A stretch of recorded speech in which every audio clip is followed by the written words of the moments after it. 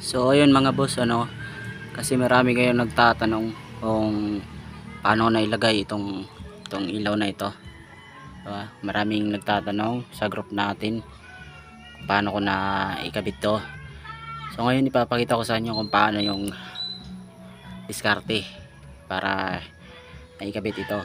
At maraming nagtatanong kung saan ito nabibili. Actually boss, ito sa sa Shopee lang to, sa Shopee to. Ito sa tinda, sa shop ko lang ito nabili. LED to, mura lang to, 290. Tapos ito mga 300 siguro, ito mga 200 plus. Ayan. So ayan. Ito double to mga boss. Ito double to. Ito bali tatlo din to, white and yellow. At saka itong park light niya na purple. Ito double to. Ayan, tingnan nyo. Yung isa. Ayan. Pag pinatay mo yung signal light, kusa siyang nagblue. Ayan. Double to mga boss. Ito triple to mga boss. Ayan, tingnan natin na. Tapos triple yan. So yung ginawang diskarte dyan para malagay yan dyan. Ito salamin ito, nakita nyo ito buong mukha na to. Tinanggal to. Siyempre tatanggalin muna to. Diba? Ayan. Tatanggalin itong ulo, tapos tatanggalin itong cover, tapos ayan, tingnan natin, no. Papakita ko sa inyo mga boss. Kuha tayo ng tools. May tools ako laging dala. Ayan, wala nga akong fuse ni kasi nung kinabit yan na ground, kaya sumabog. Ayan, hindi pa ako nakakabili ng fuse. Bibili pala ako.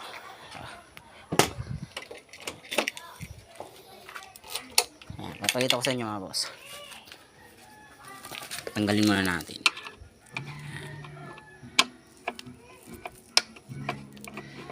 Tatanggalin ko din naman to kasi nga siya grounded. Hindi ko alam kung bakit, baka magkamali yung sa pagwa-wire, ay baka mayroong mayroong dumikit na something dyan. So check ko yan. May knowledge din naman ako sa pagwa-wiring mga boss, pero pinatrabaho ko lang to sa baba kasi wala akong yan, pag muna natin yan dyan.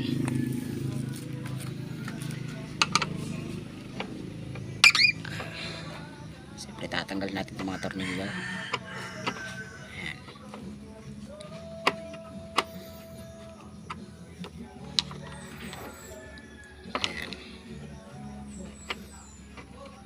Sorry matagal kasi isa lang kamay gamit ko, hawak ko sa cellphone ng kabila ng kamay. So ayan, nawalan pala ako nung ito, hindi pala sumama, akala ko nawala yung guma. Ito pala. Ngayon mga boss, tatanggalin ko din muna ito kasi dito ko kinabit itong, meron akong MDL na isang piraso lang, pero para to sa pito. Pag pumito ka, ilaw to. Ayan, try nyo. Diba? Pag pumito ka, ilaw to. MDL lang yan, walang gamit yung puti dyan, yung yellow lang. So tanggalin din natin to.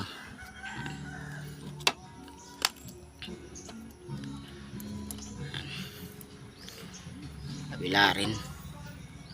Actually kahit di na siguro tanggalin, ikot-ikutin na lang pero mamaya mahirapan ako pagbalik. Ito, ayan.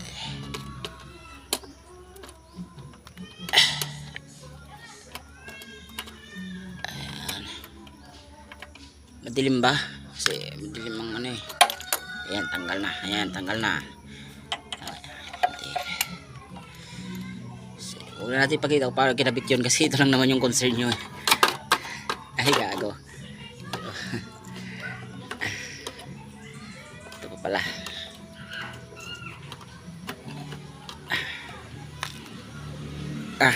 Lang, kailangan ko ng 8 yan 8. Yan ng 8. Ayan baros. Lagi ako may dalang tools kasi minsan hindi natin maiwasan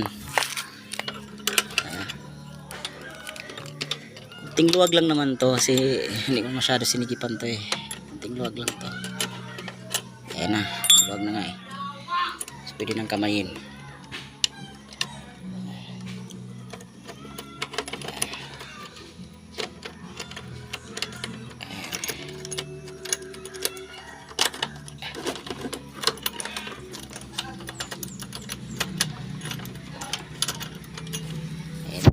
Kabilang kamay natin. Ayan na. Ayan. Ayan siya mga boss. Itong ilaw na to boss ay may lock. Ayan, may lock tong mga boss. Wait lang. Ayan. Ito mga boss, may lock to. So yung sakit dito, ito, isang ito. Diba? Parehas yan sila dyan. Ito, meron siyang bandang parang ano dyan. Parang maliit na bilog dyan na lalagyan ng ilaw, no? Kinat yan dito, yung bilog na yan dyan. Kinat yan, kasi itong ilaw na to, yung malaking ilaw, meron siyang tubo. Pag lumabas siya dyan, pag hindi yung kinat, ito, hindi tatama kasi dito sa pinakano ng ilaw niya. So, kinat namin yun, para ito maipasok, para malak itong ilaw. So, yun lang, napakasimple lang. Ito, tatanggalin nyo to, ito, kakalasin nyo yan sa lamin na yan. At least kinalas yan eh, oh. Kinalas yan, yan oh. Kita nyo, bungi-bungi. Ayan. Oh, kinalas yan. Pagkakalas nyan, ikakabit nyo yung ilaw dun sa loob. Tsaka yung pinaka ano nya, lalabas dito. Ayan. Tapos, ilalagay dito yan. Ito yung pinakalak nya, ito. Yung bilog na to. Pinakanat nya. So, para malagay itong pinanganat nya, meron kayong tatabasin dito sa gilid nitong ilaw. Nitong headlight. Pero kayo tatabasin dyan. Ayan. Tapos itong lights naman ito, itong mga signal light na ito na double. Ayan. Meron yan siyang isang wire. Ito, isang wire. Ayan. Para ito doon sa park light. Ang pag wire nyan, diretso mo dito, ikakabit mo dito sa, ayan, sa park light mismo din, na maliit na ilaw. Ayan. Dito mo iwa-wired. Ayan o. Oh. Ayan. Paligid to. Dito mo iwa-wire sa park light na ito, na ilaw na ito. Ayan. Itong mga ilaw ng nag-iisang wire ng double na ilaw, no, ng signal light. Sa Shopee mo din yan mabibili, meron yan. I-search mo lang double signal light na yan. Ito. Dito mo iwa-wire din sa positive yan eh, positive to eh, na ilaw to eh. Dito mo ilalagay sa positive ng park light. So, yung dalawa na yan. Pwede mo yan pagsamahin, yung dalawa na yan, yung ilaw, yung isang ilaw nito at saka ito. Ayan. Pwede mong pagsamahin yan kasi parehas sila positive. Ilalagay mo dito sa positive ng park light. Tapos ngayon naman, yung ito naman, ito, pinutol namin ito. Ayan. Diba parehas siya, pinutol namin ito at ikinabit namin na lang dito. Ayan. Naka-ano na siya eh, naka-fix na eh. Naka-fix na. Basta dito, hahanapin nyo dito yung high. Tapos doon may kakapit din sa high. Kasi ito, bali ano to eh, bali apat na wire to. Isa lang dito ang negative. Lahat ng natira ay positive na. So, yung negative nito doon may kakapit sa negative nitong ilaw. Tapos hahanapin mo lang dito yung high and low. Okay? High and low. Tapos yung park light din, dito mo rin ikakabit sa may park light. Ayan. Nag-iisa lang din yun na wire. Yan, nag-iisa lang din yun. So, yung isa na yun, dito mo rin ikakabit sa negative, ay sa positive sa positive ng park light. Para umilaw itong park light, itong blue, ay itong purple. So, dito mo nilalagay. Hahanapin mo, kung may battery kayo, testingin mo muna. Kung may battery kayo ng motor, testingin mo muna, doon mo hanapin kung saang wire yung ano, kasi colored naman to, pero nakalimutan ko kasi. Colored to, pero nakalimutan ko. Kung may battery ka, testingin mo muna kung saan doon yung purple, yung high and low. Tapos itaging mo na lang. Tapos dito sa pagkat, syempre hahanapin mo din, no? I-try mo na lang ito, i-try mo. Basta isa nito ay positive, tapos isa nito ay negative, tapos yung natira ay positive na lahat. Kuha nyo ba? Ulitin ko ha. Ang isa sa wire dito ay negative. Ang lahat ay positive na. Okay? So, yung isang positive para sa park light, yung purple, kung purple lang bibilhin nyo, diba? Kasi isa-sarang kulay yan eh. Meron doon iba-iba. Kung purple yung bibilihin nyo, yun yung park light nya. So dito yun, nakalagay sa park light din. Sa positive din ng park light kasi positive yun eh. Kasi yung negative nya nakakabit na dito sa ilaw. Okay? Tapos hahanapin mo na lang ng ikakat mo to, hahanapin mo na lang din yung high and low. Okay? O yan.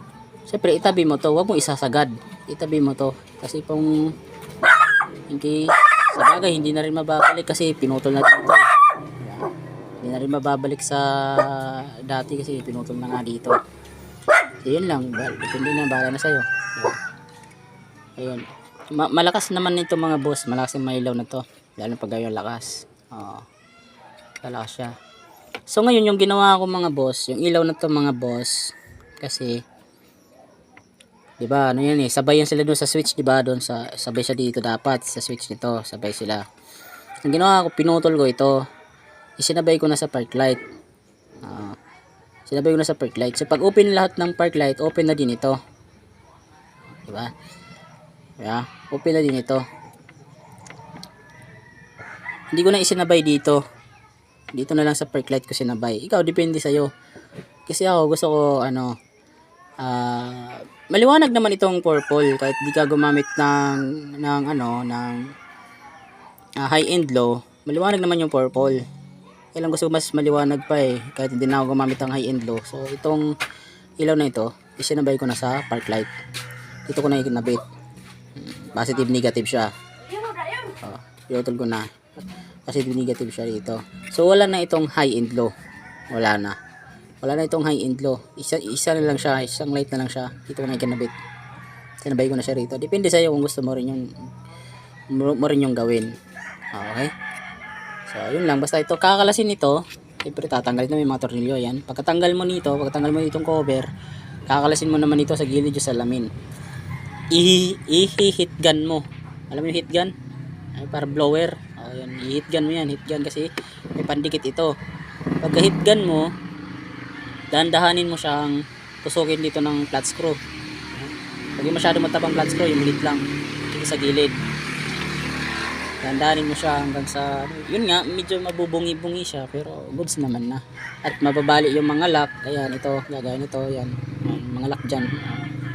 Pero yung iba, hindi naman nabali. Pero yung iba nabali. Mga lock na yan. Tapos, kung concern ka kung mababasa ng ulan, pasukin ng tubig, o pag nag-garwash ka, dikitan mo na lang. Diba?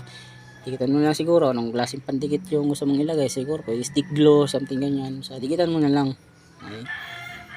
Ayan lang. Pero hindi naman yan matatanggal kasi nakaano yan siya dito eh. Kumbaga, nakatama yan siya dito sa cover.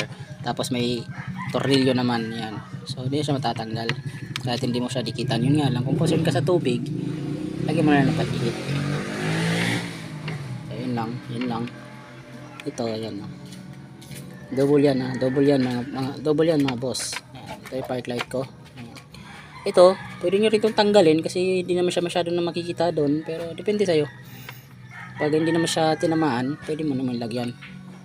Hindi naman siya masyadong sa akin kasi hindi masyadong tumama. So yun. And mga boss pala. Kasi ito mga boss. Ayan, nakita nyo ba? Patayin muna natin. Ayan. Nakita nyo diba? Ayan. Sa dulo para siya may bukol dyan. Diba? Para siya may bukol dyan sa gitna. Diba? Ayan. Pag babawasan mo din yan siya dyan ng konti. Doon sa pinakailalim. Para medyo lumubog siya. Kasi pag hindi mo siya binawasan sa ilalim, hindi mo siya tinabasan dyan, hindi mo siya mapifit. Medyo paangat, ganyan. Malalagay mo siya, pero medyo paangat. Hindi mo siya masisenter. So, babawasan mo yung doon sa ilalim. Yan, yung parang bukol niya dyan sa headlight. Yan, yan. Babawasan mo siya doon. No? Inano yan eh, yung grinder na bilog na parang basta yung pangtabas ng makina nga, yung parang grinder nga na pabilog. Yun inano yan dyan sa ilalim ng mekaniko para ma-fit siya dyan. Basta kailangan tabasan yung sa ilalim. Pero kung ma-fit mo naman na hindi siya tinatabasan, hindi goods for you. Basta ito hindi nabasan to. So yun lang. So yun na mga boss, sana ay nakatulong. Basta ganun yung diskarte doon. Yan. Ito nga pala ang aking TP. Ayan. Tingnan mo natin itong ulo.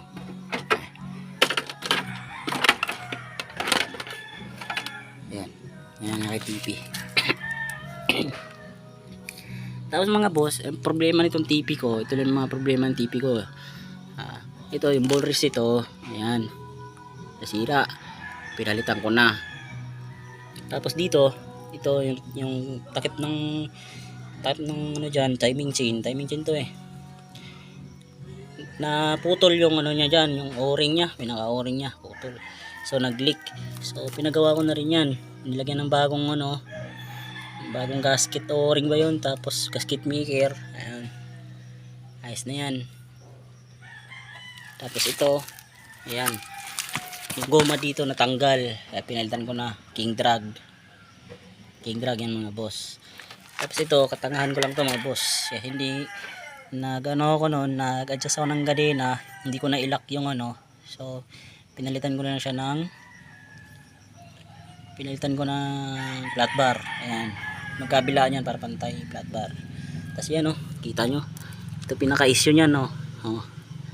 Yung monoshock. Yan, dami na gasgas no. Monoshock yan. Kasi kahit isa lang yung bag ride mo, kung medyo mabigat, sasabit talaga yan. So hindi pa ako nakapagpapalit ng monoshock.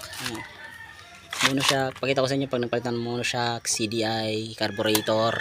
Yan, papalitan ko CDI, carburetor. Tapos bala ko iparibor to. Paribor. Gawin ko 180. Yan. Paribor ko to. Okay. So yun lang. Yun lang mga guys. So far wala naman. Magpapalit pala ako ng ano. Papalit ako ng tambotso 51mm elbow tsaka tambotso 51mm. Yan. Hindi ko pa na, meron akong elbow, yung tambotso hindi pa dumarating. Meron akong elbow, meron na ito. Tambotso wala pa. So, hindi na siguro aabot yun sa New Year. Ayan ang takbo ko mga budget. 2,625 na odo ko. Papa-change oil ko pa pala to. Ayan. Siyempre, Rossi. Ayan. Yan ang mga paps. Ito, pinatabasan ko na rin to. Ayan. Pinatabasan ko yung puwan niya. Pinalagyan ko rito ng pinaka, no, parang camelback yung sinabi nila. Yan. Para hindi masyado dumulas yung back ride mo papunta sa'yo. So kulang pa nga ito, patatabasan ko ulit to para medyo lumubog pa siya ng konti. Yan dito banda sa dulo. Yan. Dito sa lamin ko, ano lang to, temporary lang to kasi hindi pa ako nakakabili. Pero papalitan ko to. Yan, domino lang yan, mumurahin. Papalitan ko yun yan. Temporary lang yan. Kaysa doon sa original niya na sobrang haba. So yun lang, hindi pa rin ako nagpapalit ng gulong, original pa rin, stock pa rin ng mga gulong ito. Mga brake stock pa rin, lahat yan. Maliban sa ilaw, wala pa ako binago na ano, major parts. Maliban sa ilaw lang, kasi yung original ng ilaw is yung ano, diba, yung pang-pantra pa rin. So yun lang yung mga binago ko rito ngayon, itong mga ilaw lang. Yan. So ngayon yung bala kong palitan nga is yung tambutso, carb, CDI. Pinalitan ko na pala ng ignition coil nito. Yung ignition coil nito ay Apido na racing ignition coil lang nakalagay doon sa Shopee. Din ko lang binili yun, pero Apido yung brand. Ayan, ignition coil ito. Spark plug papalitan ko din pag napalitan ko ng CDI, papalitan ko din yung spark plug. Paito siguro. Yan. Terawatts ba yun? Basta ganun. Tatry ko yun para ano. Tapos bibigyan ko kayo ng another video kung ano ang pag na-install ng mga yun. Bibigyan ko kayo ng another video. And tawag ito, review. Okay. So ito, mga ilaw na to, okay to. And bala ko nga pala mga boss, yung mga park light, bibigyan ko siya ng sariling switch. Diba? Lalagay ko siya ng sariling switch. So in case may checkpoint or ano pa man something ganyan, pwede mo siya i-off yung mga park light. Pero siyempre gagana pa rin tong headlight. Yung mga park light lang naman eh. Diba? Lalagay ko siya ng sariling switch yung mga park light. Pati dito sa signal light dito. Lalagyan ko rin to ng underneath na na lights sa ilalim. Yung ko nga kayanin pa ng battery. Pero yeah. Tapos lalagyan ko siya ng sariling switch para ma-off siya. Yan lang. So yan lang. So ito, may nagtatanong nito kung paano ko ito ginabit sa busina. Sineries ko lang yan, series connection lang. Alam mo yung series connection? Yun lang. Bali, dinugtong ko lang siya sa wire ng busina. Bali, dinugtong ko lang itong wire ito, dinugtong ko lang sa wire ng busina. Series connection lang yung tawag ko doon. Sineries ko lang siya sa wire ng busina. So, pag pinito mo yung busina, ilaw to. Okay? So, yun lang mga boys. Masyado na mahaba. Bye-bye!